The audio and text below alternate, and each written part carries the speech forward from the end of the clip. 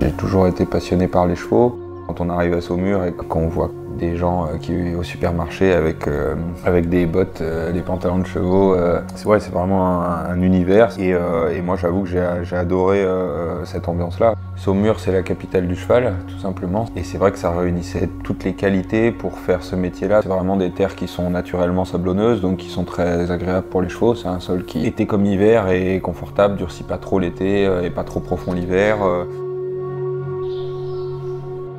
Et puis sportivement, ça a un gros avantage, c'est qu'il y a beaucoup de compétition, donc ça limite un peu les gros déplacements. Et puis il y a surtout une grosse concurrence. On engage même une petite épreuve nationale, on va avoir les 10 meilleurs Français qui sont engagés, donc ça c'est toujours quelque chose de très stimulant et qui fait progresser.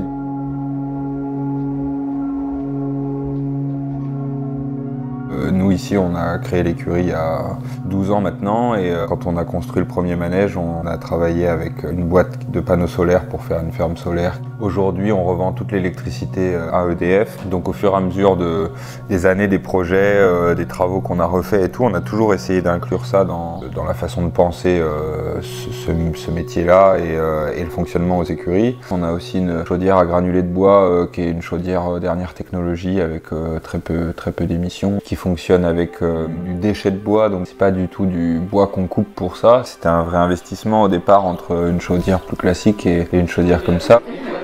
Il y a 8 logements à Bruyères, il y en a 12 à Presquenouille, donc c'est quand même beaucoup de personnes qui sont chauffées grâce à ce système-là. Et puis le dernier truc qui a été pensé au fur et à mesure, on a 2 pentes sur les parcelles de Bruyères qui drainent toute l'eau de pluie vers le ruisseau qui est au milieu de ces 2 pentes-là.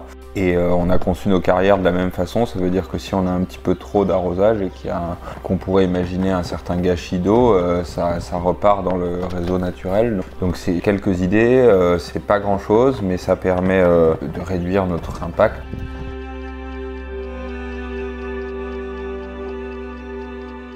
Le dernier truc qu'on est en train de lancer, c'est d'essayer de récupérer quelques parcelles forestières autour des écuries, parce que préserver des forêts et leur redonner un aspect naturel, c'est une compensation à notre impact carbone sur nos déplacements.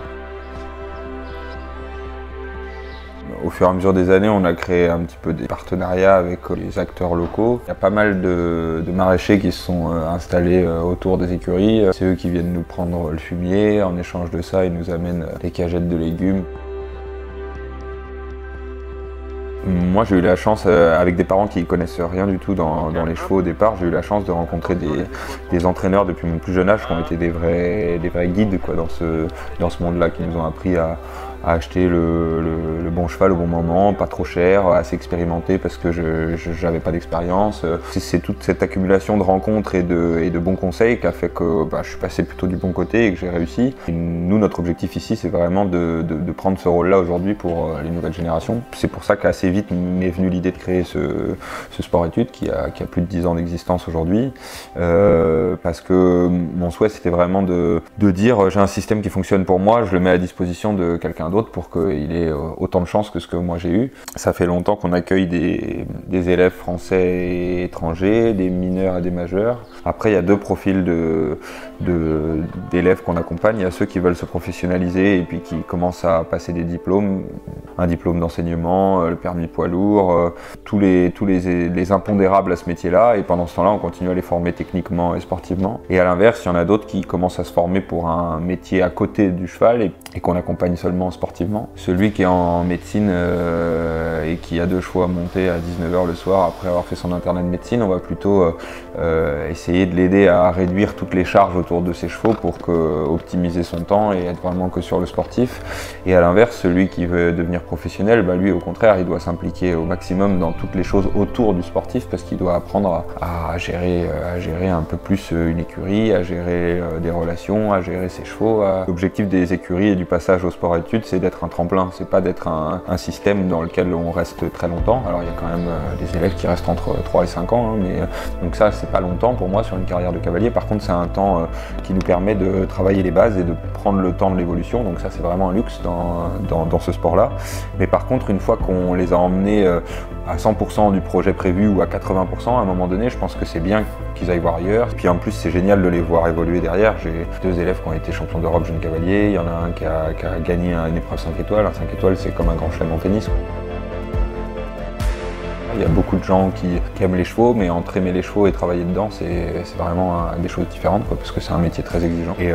Et nous, à chaque fois qu'on a senti qu'on avait un jeune qui avait vraiment la fibre, on a toujours essayé d'ouvrir des discussions avec lui pour voir comment ça pouvait s'intégrer dans notre équipe. Et du coup, au fur et à mesure des années, on a vraiment gonflé l'équipe. Et aujourd'hui, on a entre 15 et 20 personnes qui travaillent là. Ça va du secrétariat au grooming, au chef d'écurie, au cavalier, au coach, parce que maintenant il y a pas mal de coachs qui nous aident à faire travailler tous les élèves de l'écurie, donc qu'ils soient mis en valeur et en lumière à la hauteur de leur travail, qu'ils trouvent leur place, qu'ils soient épanouis. Et donc je pense que c'est vraiment important de se soucier de ça, parce que le but c'est que les gens y restent longtemps, qu'ils soient heureux de travailler, et puis qu'on fasse des bouts de chemin ensemble.